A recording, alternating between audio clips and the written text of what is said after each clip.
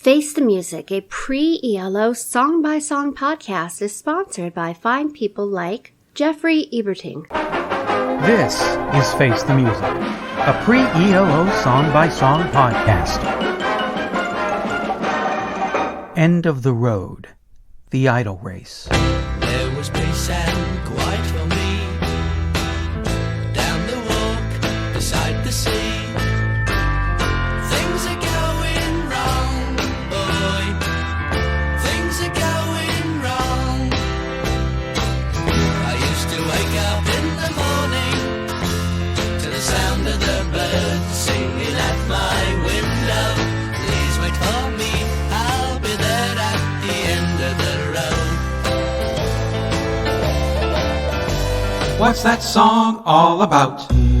End of the Road was released as a single by the Idol Race in June 1968 and was a closing track on their first album, The Birthday Party, which came out 3 months later. An unknown author wrote in a 1968 British article, Radio 1 has solidly played End of the Road, the group's third and potentially most successful single, and they've safeguarded their political future by offering half of all royalties on the current single to the Conservative Party. It's a form of protest against the excessive purchase tax on singles, which are after all the main source of pleasure for a lot of kids, says Dave, and also because we think the Conservatives should start commercial radio in this country if they're elected. In 1989, Gil wrote in Face the Music fanzine number 6, The pleasant tune belied the lyric, chimes evolve the turning of time, and a whistled middle 8 adds a sort of resigned acceptance that things are going wrong again. It's a going away number, a farewell song, which fitted neatly as the album's closing track. In a February 2010 article at Retro Sellers, Digger asked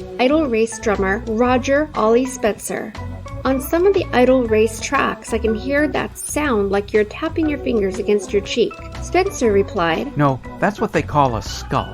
I'm playing a skull. Every drummer in the 20s had a set of them. It's like a bean with a slot cut into it, and they come in different sizes for different tones. The song was covered by Yukio Young in 1993, The Tables in 2000, and Jamie Amos in 2010. It is of endings that I wish to speak. Hi, I'm Eric Winsenson. And I'm Eric Paul Johnson. And we've reached the end of the road, even though I think a number of people thought we reached that during the whole time when we were going over Jeff Lynne's 2 solo albums. Jeff Lynne's E.L.O. Yeah, I think some thought we hit the end of the road at the very first episode, with the Get to Know Us episode. Oh, that's true. Yeah. That too. Or the I Hate Out of the Blue episode. You hate it. I like it. I don't love it. Right. I like it. And yes, I have listened to it again recently, the whole thing in one go, and yeah. And you finally found the enjoyment of Jungle? No. Not at all.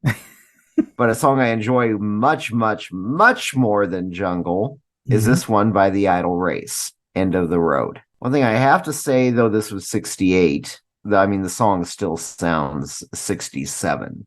I think that was probably the problem, at least with the first Idol Race album, is because it sounded like it was a year out of date.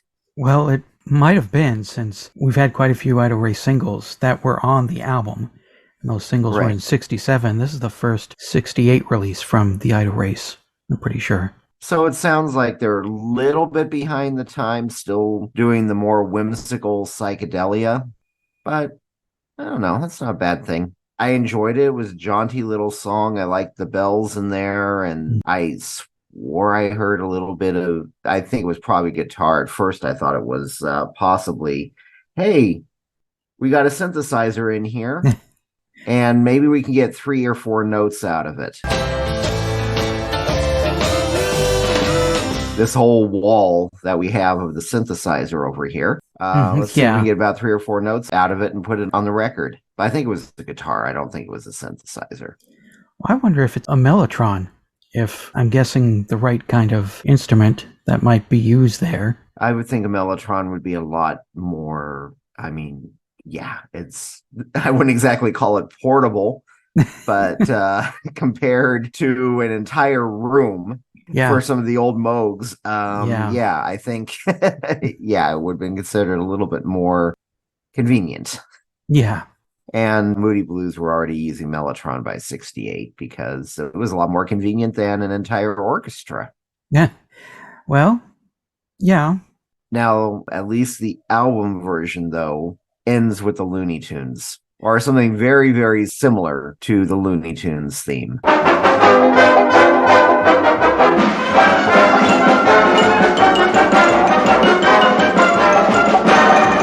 I have not heard Birthday Party, so I don't know if they may start the album with something similar before they go into Skeleton on the Roundabout. I have a few things to say about that little tag at the end there. First of all, where did it come from? I couldn't find anything about where it came from. Was it in the music library of the recording studio, for the benefit of Mr. Kite on Sgt. Pepper? George Martin just went through the EMI recording archives of Calliope music, chopped it up into little bits, threw it up in the air, told the engineer, just tape it all back together as is. Which is why there's all kinds of swirling, weird Calliope, some of it backwards, some of it's forward, some of it upside down. And I just wonder if this was laying at the recording studio sound archives, and Jeff, or the producer, or the band, said, we should find a place to put that. Because it starts the album with it, in a way. There's a jumble of different kind of weird, different musics jumbled and edited together, and kind of sounds like ran through a early sampling synthesizer that also includes samples from other songs that are on the album. But once it finishes with that little bit, it jumps into this, and then it goes into the first song on the album, which I can't remember right now, but we'll get to it in a few weeks. So it's really early on. Jeff Lynne is doing that thing that he did in E.L.O. a lot, where the beginning and the end of side one of On the Third Day have that ocean breakup thing. El Dorado ends with an overture and a finale that connect with each other at the start and the end of the album. Time, the prologue and the epilogue, secret messages with that weird secret message fade in. Then it also fades out at the end of the album. And I like those kind of things because it connects the end of the album with the beginning of the album, or the beginning of the album with the end of the album. And I don't know, was this on the single? Because it doesn't make sense if it's on the single. It makes a whole lot more sense if it's at the end of the album, because it just comes from out of nowhere, which is perfectly fine.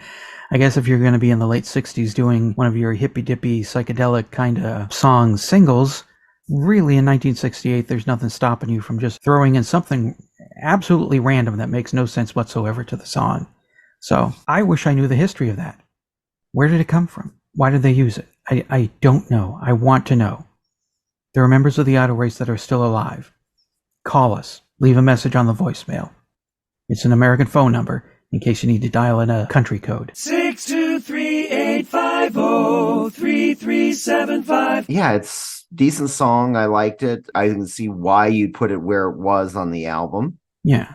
Because you're going to put an End of the Road on the album, you might as well put it at the end of the album. I can see it as a decent single. I wouldn't be surprised that it didn't really do anything, though. Sadly, no. Not a thing. Yeah, because I could understand it's not anything near as noticeable as Lemon Tree or Skeleton in the Roundabout. And at that point, probably most radio listeners in the UK are going, oh, this is starting to sound a little bit old. I adore the song. I've always adored it. I first heard it spring 1986 when a friend found a reissue of Birthday Party and said, here, have this. I know you'll like this. I have no idea what's on it, but enjoy it anyway. I love this song. It's a fun little bouncy song. And I enjoy the happy little chimes that pop in every now and then, and the mellotron, and it's got that 1920s British music hall sound there that sounds like banging on coconuts, but it's not. And a happy little whistling tune.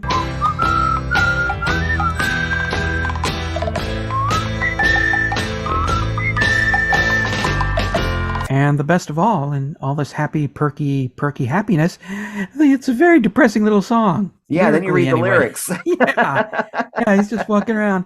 Oh, everything's going to hell, and oh, this is a terrible day, and I'm just going to skip and whistle along while my whole world falls apart. And I'll see you at the end of the road. Yeah, I'm wondering if this guy... Jeff, intervention time. Yeah, come back. You still got a whole bunch more stuff to do. Yeah, I don't know what's happening. I don't know if it's just his whole life is collapsing around him and everything's going to hell, or if he's been to several doctors and they all say the same thing. You're dying. You'll be dead by the end of the week if you're lucky. I don't know what's happening to the guy, but it's funny that the worst possible thing is happening to him while he's whistling and singing a happy tune with happy little musicians playing happy little music along with him, and clippity cloppity cloppity clop sound and whistling.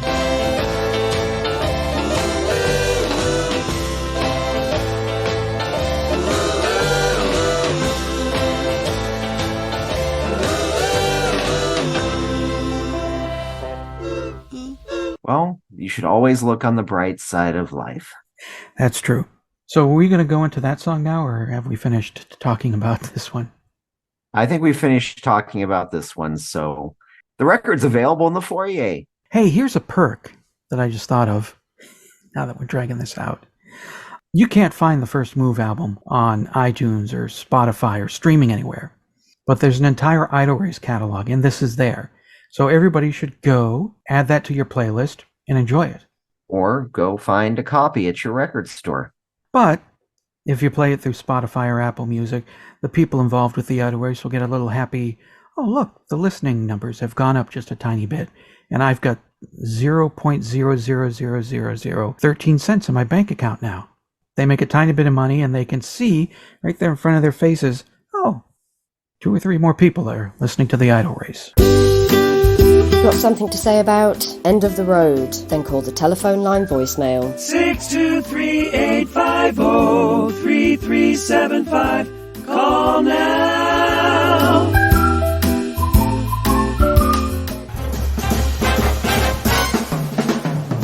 Well, hello, this is Troy with my thoughts on End of the Road. I really love this song. It kind of has the sound and feel of a mid-60s British invasion Mersey beat song. Maybe a little bit of a shout out to Mike Sheridan and the Night Riders. And it also reminds me of a Herman's Hermits song.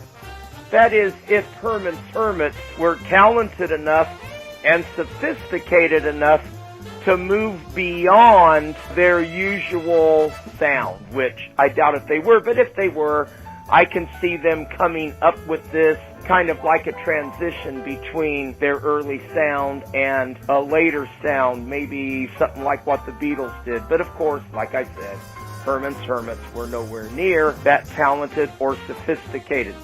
I can also hear echoes of E.L.O. in this song, especially in the production, in the vocal harmonies, and in the way certain parts of the song kind of sneak up on you and take you by surprise. The best example of that is the bell ringing that occurs under the melody. It comes in, I think, around the middle of the song and just, oh, wow. And then it continues right through the end. And as if it were the icing on the cake, I love the closing of the song, the woo, woo, woo vocal harmonies, kind of throwing them back to the Mersey era. So, yeah, this was a great song, and I'll talk to you next week.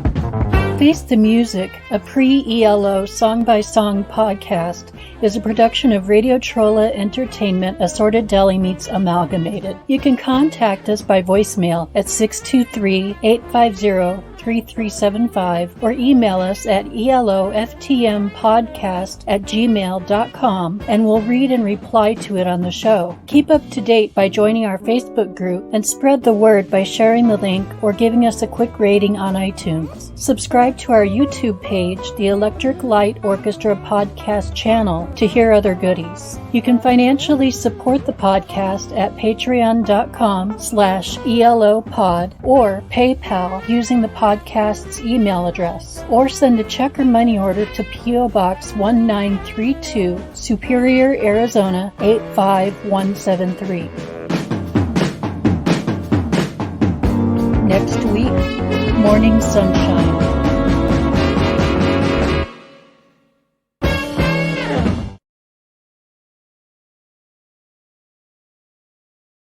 Music library of the recording studio, like, it's not Mr. Frump in the Iron Lung. Oh, there, yeah. Like, for the benefit of Mr. Kite on Sgt. Pepper. Kind of like Art Garfunkel's getting some pings saying he made money recently. Well, trying to make Art a little happy since history seems to have made him a joke for so long, which I'm discovering is needless because in some ways he's put out much better stuff than Art, and he's put than Paul, and he's put out a whole lot more stuff than Paul. So Art should get some belated love. And we'll end it there. I think now we've finally, Yeah. we've gone way too far. We've Garfunkled. Yes.